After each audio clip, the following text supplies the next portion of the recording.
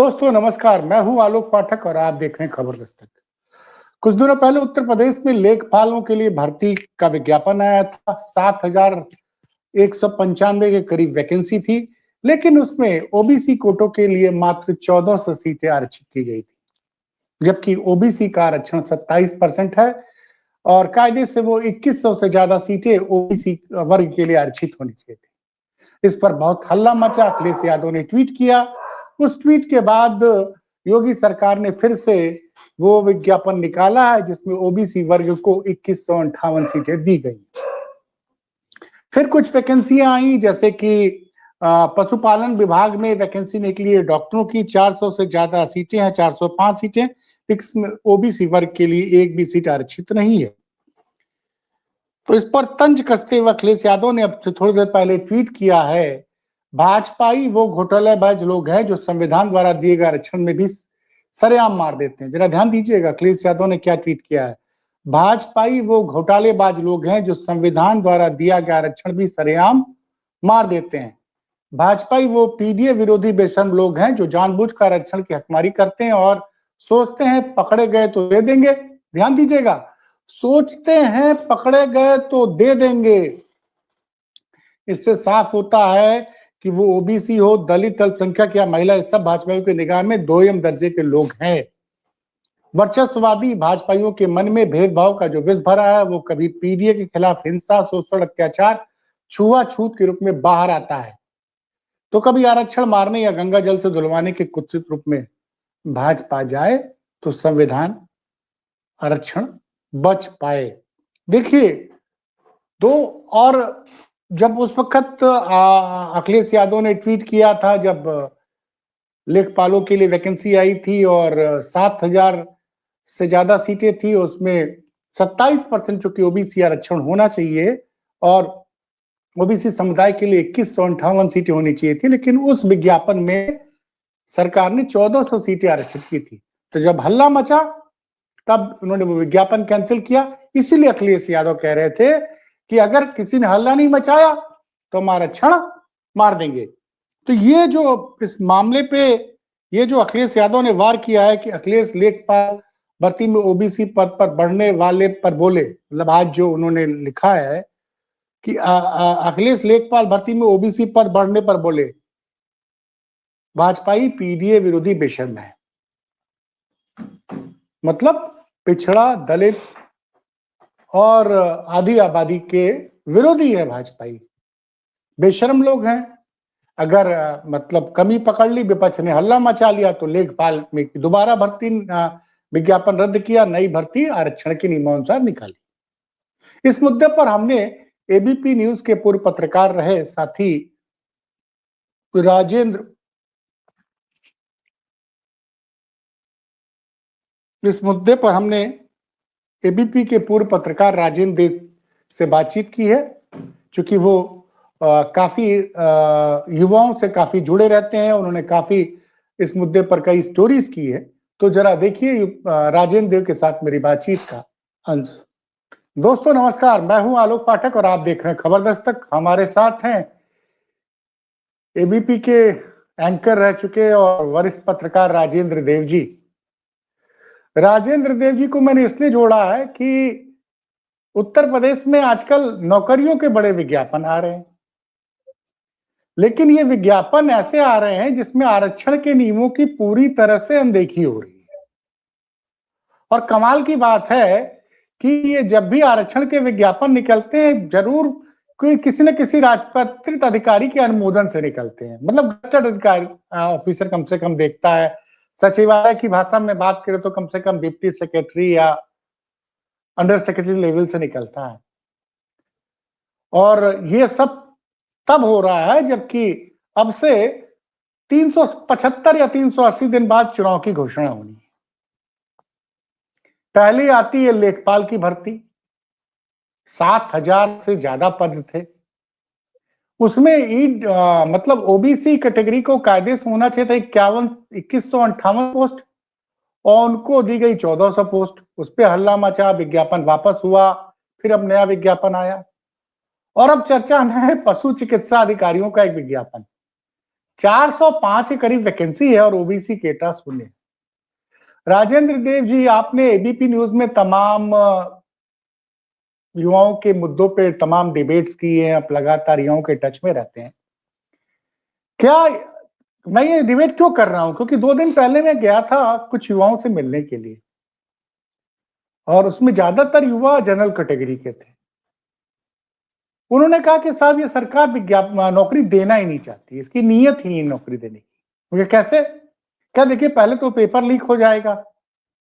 अच्छा, paper leak नहीं हुआ तो विज्ञापन में कोई गलती हो जाएगी और इतनी पंचायत हो जाएगी कि नौकरी का जो प्रोसेस है वो इतना लेंदी हो जाएगा कि आदमी सिर्फ इंतजार ही करता रह जाएगा।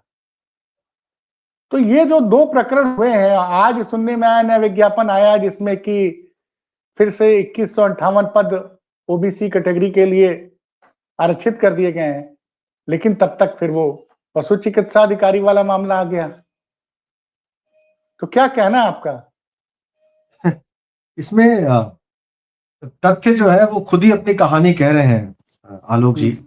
और लंबे समय से मैं उत्तर प्रदेश में ये भर्ती का खेल देख रहा हूं। इस पे बड़ी सारी चर्चाएं हुई हैं। सही कहा आपने, बहुत सारे युवा मेरे से सीधे संपर्क में रहते हैं जो अलग अलग भर्तियों में इंटरेस्टेड रहे या उन्होंने काम करना चाहा नौकरी पाके, लेकिन अनफॉर्चुनेटली उनको नौकरी नहीं मिली। उसके पीछे बहुत सारे पेच फंसे और वो पेच ऐसे फंसे कि बहुत सारे मामले आज भी कोर्ट में चल रहे हैं। एक बात आपने कही लेखपाल भर्ती की, तो 717 पद पहले विज्ञापन में कम दिए जा रहे थे पिछड़ों के, 717 और जब ऑब्जेक्शन किया गया, जब आवाज उठी, जब कहा गया कि ये तो जो मानक है 27% आरक्षण का उससे कम है, और समाजवादी पार्टी के अध्यक्ष ने भी इस मामले को उठाया। मैंने खुद भी जब देखा तो मुझे भी लगा कि ये तो विज्ञापन में जो है वो आमूलचूल गलती है। जो संवैधानिक सीमा है आरक्षण की, उसके हिसाब से सीटें कम दी गई हैं। तो खूब हल्ला मचा सोशल मीडिया स्पेसिस पर। नतीजा ये हुआ कि उसको वापस लेना पड़ा और आज जब नया विज्ञापन आया है तो 717 पद 717 जो है पिछड़ों के मद में जारी किए गए हैं उनके खाते में। एक और उदाहरण आप दे रहे हैं, 69,000 शिक्षक भर्ती का उदाहरण तो पूरे देश के सामने है। वहां पर क्या हुआ कि कोर्ट, हाईकोर्ट की डबल बेंच ने तो फैसला तक दे दिया कि मेरिट लिस्ट फिर से बनाइए। गलत है। और उससे भी पहले आरोप लगने के बाद उत्तर प्रदेश की सरकार ने खुद स्वीकार किया कि उनसे गलती हुई है और 6800 अभ्यर्थियों की एक सूची निकाली गई भर्ती पूरी होने के बाद 2022 के चुनाव से ठीक पहले। यह तो सरकार ने स्वयं स्वीकार किया। और इस जो सारी भर्ती का प्रकरण था, यह केंद्र सरकार के पास गया था कोर्ट के अलावा। कौन लेकर गया था? इसी सरकार से जुड़े हुए कुछ लोग, इसी दल से जुड़े हुए, सत्तारूढ़ दल से जुड़े हुए कुछ लोग। अनुप्रिया पटेल लेकर गई थी केंद्र के पास। यह मामला पार्लियामेंट में गूंजा, पूरे देश में चर्चा का विषय बना और आज भी यह मामला सुप्रीम कोर्ट में चल रहा है। बड़ी करीबी नजर बनाए रहता हूं मैं इस विषय पर, क्योंकि बहुत प्रारंभ से मैं इसको ट्रैक कर रहा हूं, जब से यह भर्ती का विज्ञापन आया तब से। तो जो बात है, जो युवा आपसे कह रहे थे, उनकी बात को मैं खारिज कैसे कर दूं? कोई भी राइट थिंकिंग आदमी, पाठक साहब, इसको कैसे खारिज कर सकता है? सवाल यह है। इसलिए क्योंकि हमने पेपर लीक्स के मामले देखे इस प्रदेश में हो रही भर्ती परीक्षाओं में। हमने ये देखा कि आरक्षण के मामले में ऊंच नीच का खेल हुआ, जो होना चाहिए था वो नहीं हुआ। मामले कोर्ट में गए, आज तक पेंडिंग है। उसको लेकर सड़क पर बवाल चलता है। आए दिन वो अभ्यर्थी सड़क पर उतरते हैं, वो कहते हैं हमारा भविष्य खराब हो गया। तो कैसे उनकी बात को गलत कह दिया जाए? कैसे कह दिया जाए कि आप झूठ बोल रहे हैं, आप गलत डिमांड कर रहे हैं? जो चीज कोर्ट में साबित हो गई डबल बेंच के सामने कि इस 69,000 की भर्ती में ये गड़बड़ियां हुई, आप फिर से मेरिट लिस्ट बनाइए, उस बारे में सरकार ने कोई बात नहीं स्वीकारी। अब वो कहते हैं, अभी शिक्षा मंत्री जी अभी इसी विंटर सेशन में असेंबली के फ्लोर पर कि सुप्रीम कोर्ट जो कहेगा हम मान लेंगे, लेकिन उनके वकील कोर्ट में जाते नहीं है और इस वजह से इस भर्ती को अटके हुए कोर्ट में 1 साल से ज्यादा का वक्त हो गया, इसके लिए अभ्यर्थी सड़क पर उतर रहे हैं कि अपना वकील भेजिए, मामले को डिसाइड करवाइए। तो सवाल स्वाभाविक रूप से मंशा पर खड़ा हो जाता है, स्वाभाविक रूप से इंटेंशन पर आकर टिकता है कि चाहते क्या हैं आप, ये बार बार क्यों हो रहा है। ये एक बार हो सकता है, ये 2 बार हो सकता है, ये हर बार जब होने लगे तो सवाल तो मंशा पे खड़ा होगा ही। और अगर युवाओं के बीच में ये मैसेज चला गया है पाठक साहब, तो ये तो एक लोकतांत्रिक दल के लिए जो सत्ता में है उसको तो अलर्ट पे आ जाने वाली बात है, रेड अलर्ट पर। लेकिन अफसोसनाक तरीके से मुझे ऐसा कोई अलर्ट साउंड नहीं हो रहा है। नहीं, मेरी बात समझिए कि ये जो विज्ञापन पहले निकला, ये लेखपाल वाला, उसमें इतना बड़ा ब्लंडर हो गया। सरकार ने विज्ञापन तो वापस ले लिया, लेकिन जिम्मेदार अधिकारियों पर कार्रवाई नहीं की। क्या कुछ अधिकारी ऐसे हैं सरकार में जो चाहते हैं कि योगी जी की छवि बने कि वो आरक्षण विरोधी है? तभी ना ऐसे विज्ञापन जारी हो जा रहे हैं। पाठक साहब, ये बड़ा गहरा सवाल आपने पूछ लिया। नहीं, बात आप खुद बताइए ना भाई। हम लोग मीडिया में, हम दोनों लोग मीडिया में रहे हैं, कहीं कोई गलती हो जाती थी तुरंत एक्सप्लेनेशन, और तुरंत कई केसेस में तो तुरंत इस्तीफा भी ले लिया जाता था। तो ये तो मतलब सरकार की बेइज्जती हुई अखिलेश यादव के ट्वीट के बाद इनको वापस लेना पड़ा। और उसके बाद फिर सुनने में आ रहा है कि पशु चिकित्सा अधिकारियों की 400 वैकेंसी आई, जिसमें ओबीसी कैटेगरी के लिए एक भी सीट आरक्षित नहीं है। तो क्या है, इसको क्या माना जाए? नहीं, ये बात तो है कि कार्रवाई तो होनी चाहिए, बात आपकी बिल्कुल जायज है। और पिछले किसी मामले में कोई कार्रवाई हुई हो तो भी आप याद कर लीजिए, मुझे तो नहीं याद आता है कोई कार्रवाई हुई हो किसी पर, किसी भी बड़े जिम्मेदार अफसर पर। वहां भी जहां पे सरकार ने गलती मानी वहां भी नहीं हुई। जैसे कि 6800 की लिस्ट निकाली सरकार ने अपनी गलती मानते हुए, उस मामले में भी उस स्वीकारोक्ति के बाद भी किसी को चिन्हित करके उस पर कार्रवाई नहीं हुई। तो जब कार्रवाई नहीं हो रही है पाठक साहब, तो मैं ये कैसे मान लूं कि कोई अफसर चाहता है कि सीएम साहब की छवि खराब हो जाए? मैं ये कैसे नहीं, तो मुझे तो अगर वाकई सीएम साहब इस बात पे नाराज हो जाते, अगर वाकई वो नाराज हो जाते, मुझे कहना ये है, और अगर वाकई उनको बुरा लगता कि किसी अफसर की वजह से उनकी छवि खराब हो रही है, आरक्षण विरोधी छवि बन रही है, तो वो तो कार्रवाई करते, और कोई ऐसी कार्रवाई करते जैसा कि उनका स्वभाव है, जैसा कि वो करते हैं। अगर ठान ले तो अनेक विषयों पर की भी है उन्होंने कार्रवाई, ऐसा नहीं है, तो वो फिर दिखता ना। लेकिन किसी अफसर पर कोई कार्रवाई नहीं हुई, तो मैं ये तो नहीं समझ सकता कि अफसर चाहते हैं कि उनकी छवि खराब हो जाए। अच्छा, आपको ऐसा कैसे लगता? नहीं, बात होगी। प्रशांत कुमार जी को भी किस चीज का अध्यक्ष बनाया गया? उच्च शिक्षा चयन आयोग का अध्यक्ष बनाया गया है ना शायद? जी, शिक्षा सेवा चयन आयोग का उच्च शिक्षा ना, कि पूरी शिक्षा जी, वो माध्यमिक शिक्षा और उच्च शिक्षा के जो पद होते हैं उनके लिए जो है ये आयोग बनाया गया था। इन दोनों का मर्जर करके, अलग अलग आयोग थे, इन दोनों का मर्जर करके शिक्षा सेवा चयन आयोग इसी सरकार ने बनाया था 2022-23 में। और तब से लेकर अब तक मैं आपको बड़ी रोचक बात बताऊं, आपने अच्छा विषय उठाया है। एक भर्ती एक भी रिक्रूटमेंट नहीं हुई, जबकि इतने जोर शोर से, इतने हल्ले गुल्ले के बाद इसको बनाया गया। और कितनी लोगों की सैलरी बांटी गई? अब सोचिए ना, मतलब आप मर्ज कर दिए, एक नया शिक्षा चयन आयोग बना दिया आपने। और मजेदार बात यह है कि इसके पहले भी उस शिक्षा चयन आयोग की अध्यक्ष जो है कोई महिला प्रोफेसर थी गोरखपुर की, अगर मैं सही हूं तो। थोड़ा जानकारी मेरी प्रोफेसर कीर्ति पांडे, बिल्कुल आपने सही कहा। पिछले दिनों उन्होंने इस्तीफा दे दिया, और वो इस्तीफा भी बहुत चर्चा का विषय रहा। अब उसमें आप बताइए कि वो कह रहे हैं कि हमने ऐसे अधिकारी को भेजा है वहां पे जो शिक्षा माफिया को खत्म कर देगा। तो मैं जरा समझना चाहता हूं कि शिक्षा चयन आयोग का जो अध्यक्ष है वो शिक्षा माफिया को कैसे तोड़ेगा, ये जरा समझाइए मुझे। ये मतलब मैं थोड़ा कम पढ़ा लिखा हूं, मतलब क्योंकि वो उसका काम तो शिक्षकों का चयन करना है, उसमें शिक्षक कहां से माफिया हो गए? योगी जी का ये जो एक माफिया प्रेम है, बुलडोजर प्रेम है, क्योंकि वो पत्रकारों से सवाल लेते नहीं है ना, हम जैसे लोग से तो बात करेंगे ही नहीं। खैर, लेकिन सवाल ये बताइए कि उच्च शिक्षा आयोग के अध्यक्ष बन गए प्रशांत कुमार जी। 17 से वो मुख्यमंत्री हैं योगी आदित्यनाथ जी, और 22 के बाद से कोई भर्ती नहीं आई है। तो क्या 17 से 22 में जो भर्ती हुई उसमें कुछ खेल हुआ है क्या, कि योगी जी अपनी सरकार में कुछ खेल को पकड़ नहीं पाए?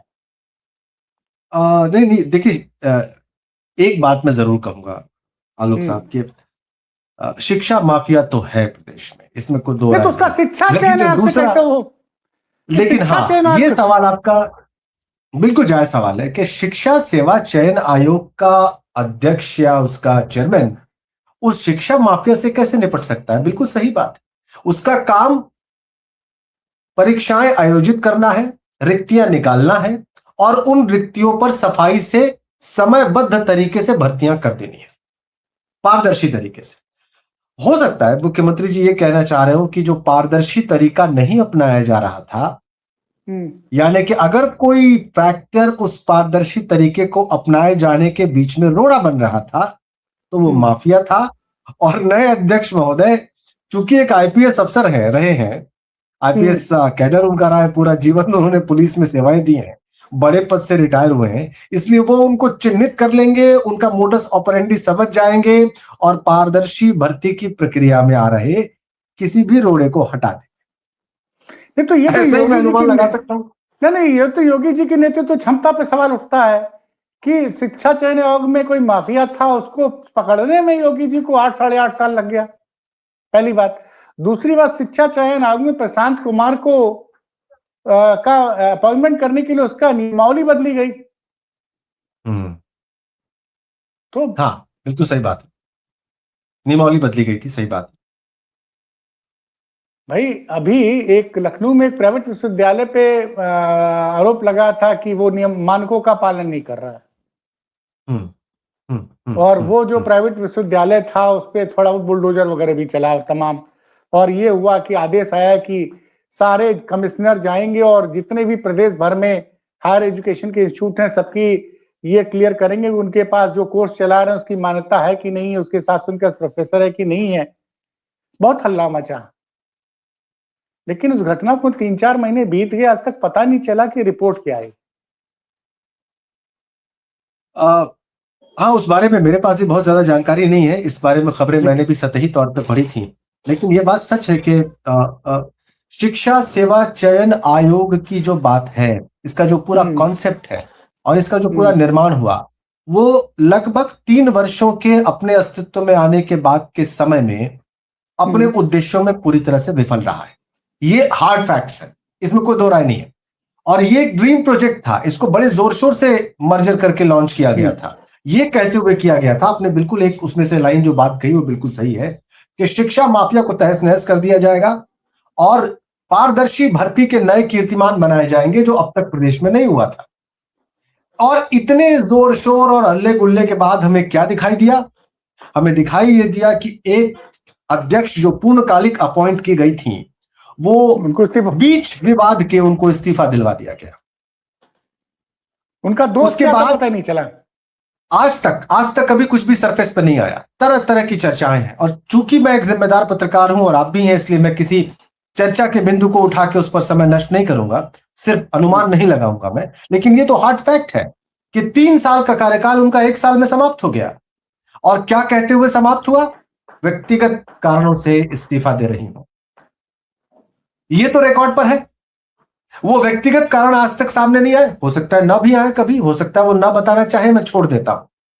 लेकिन ये सच्चाई है कि इतने महत्वपूर्ण विभाग में इतनी बड़ी खोज के बाद अगर एक नियुक्ति होती है तो वो अपना समय पूरा किए बगैर व्यक्तिगत कारणों से इस्तीफा दे देता है व्यक्ति। फिर नियम बदलकर एक एक्स आईपीएस को उस बॉडी का अध्यक्ष नियुक्त किया जाता है।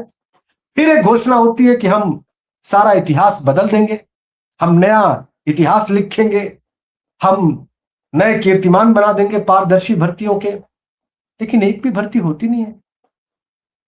यहां तक कि टीईटी की परीक्षा, मैं आपको पाठक साहब बताऊं, टीचर्स एलिजिबिलिटी टेस्ट, अब ये तो बहुत सारे लोग, सामान्य लोग भी जान गए हैं इसके बारे में, क्योंकि अभी इसी सितंबर में सुप्रीम कोर्ट ने एक फैसला दे दिया जिसमें यह कहा गया कि जो टीचर्स टीईटी क्वालिफाइड नहीं है उनको 2 साल के भीतर क्वालिफाई करना पड़ेगा, नहीं तो उनकी सेवा अनिवार्य रूप से समाप्त हो जाएगी।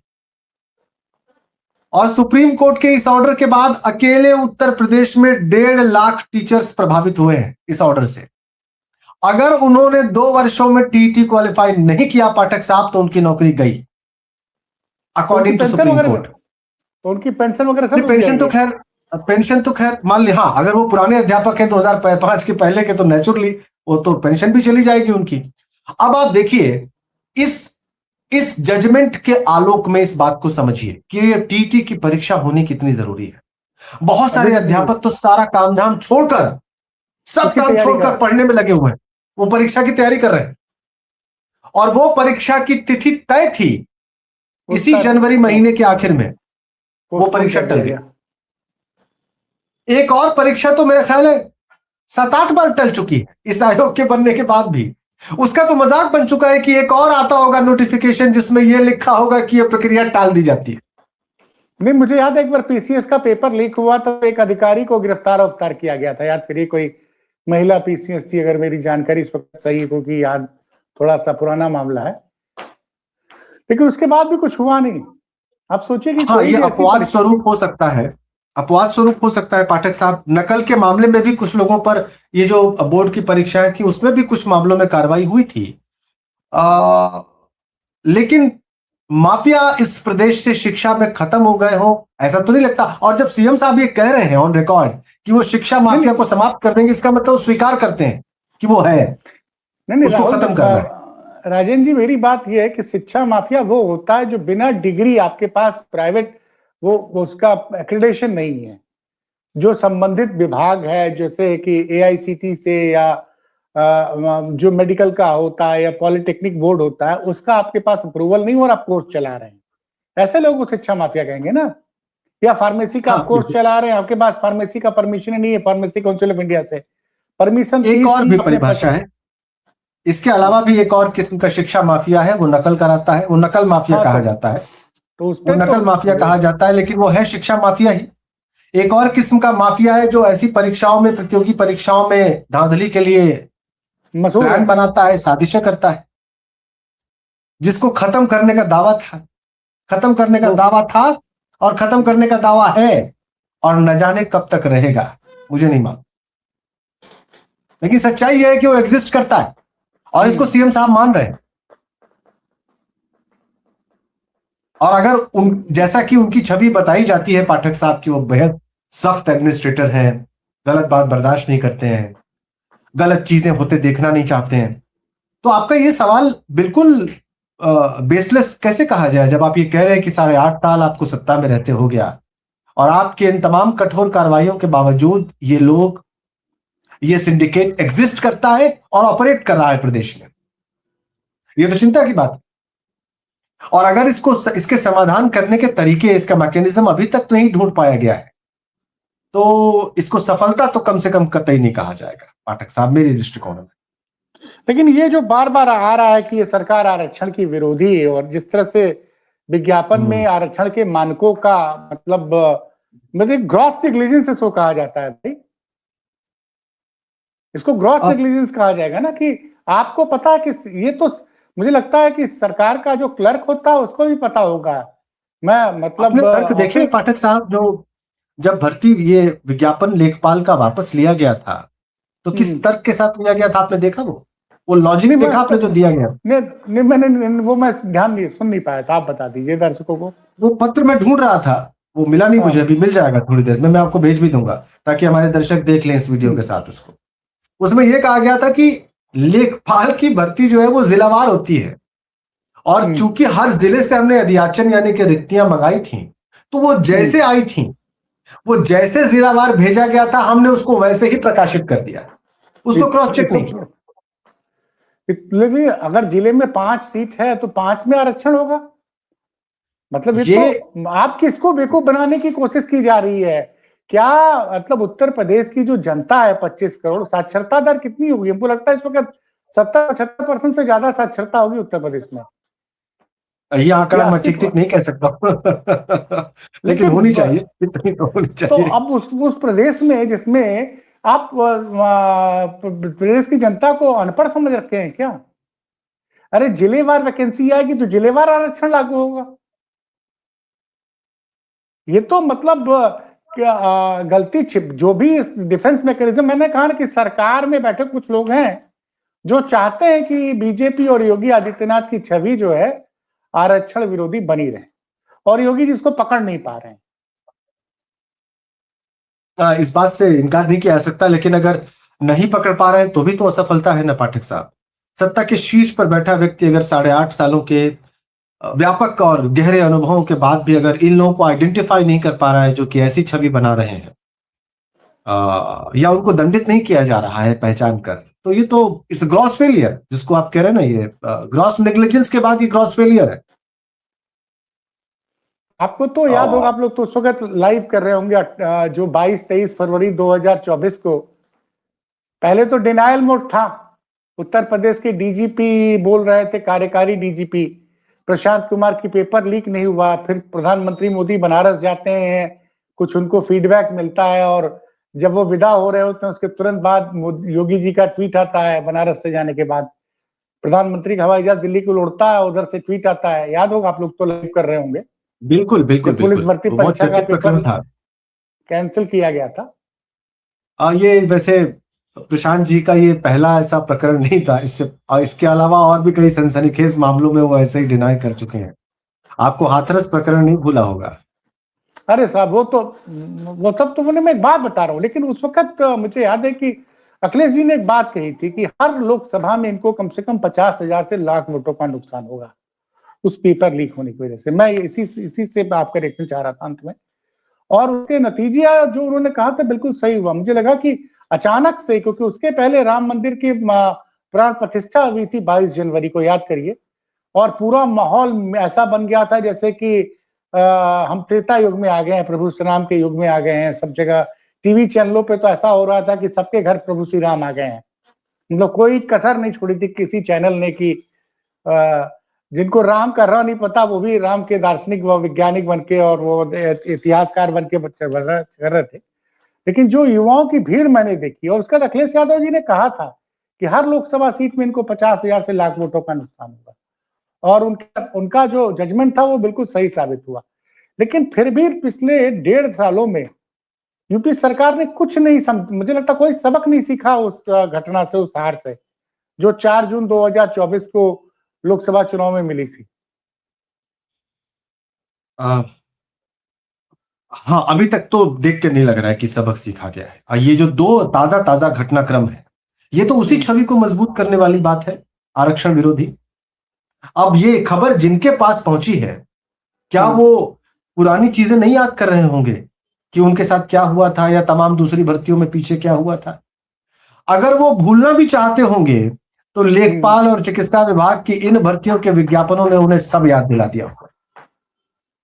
और ये चीजें ऐसी होती हैं पाठक साहब, जब किसी युवा के साथ ये सब होता है ना, मैं तो चूंकि उनसे बात करता हूं, वो लगातार मेरे से संवाद करते रहते हैं। कईयों के पास तो मेरे फोन नंबर भी है। हाँ, बात। और कई लोग मुझे मैसेज करते हैं। तो जब मैं वो बात, उनके शब्द पढ़ता हूं ना, तो मुझे फील होता है कि ये कभी जिंदगी में इस बात को नहीं भूलेंगे, कभी नहीं भूलेंगे।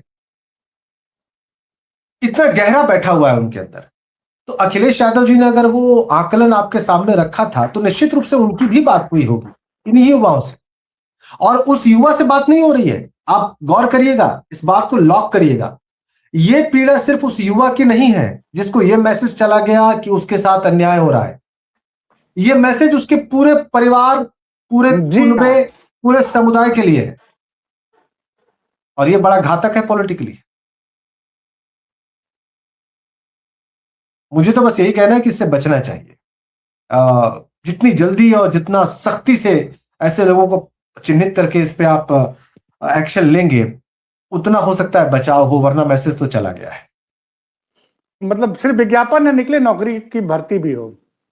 हाँ, और एक्चुअल भर्ती हो, टाइम बाउंड हो। हाँ, जो कैलेंडर निकलता है जी, और ये लगातार जब होगा तब जाके हो सकता है कुछ छवि में सुधार हो, अन्यथा कोई छवि सुधरने वाली नहीं। अब तो समय ही कम बचा है, अब तो 12 महीने का समय है। तो हाँ, कठिन काम, बहुत कठिन काम, इसमें कोई शक नहीं। चलिए राजेंद्र जी, आपने जो समय दिया उसके लिए बहुत बहुत धन्यवाद। हम दर्शकों से कहेंगे कि हम कोशिश करेंगे युवाओं के मुद्दे पे राजेंद्र जी को हम जोड़ें, ताकि युवाओं को सटीक जानकारी उनके द्वारा मिल सके। बहुत बहुत धन्यवाद सर।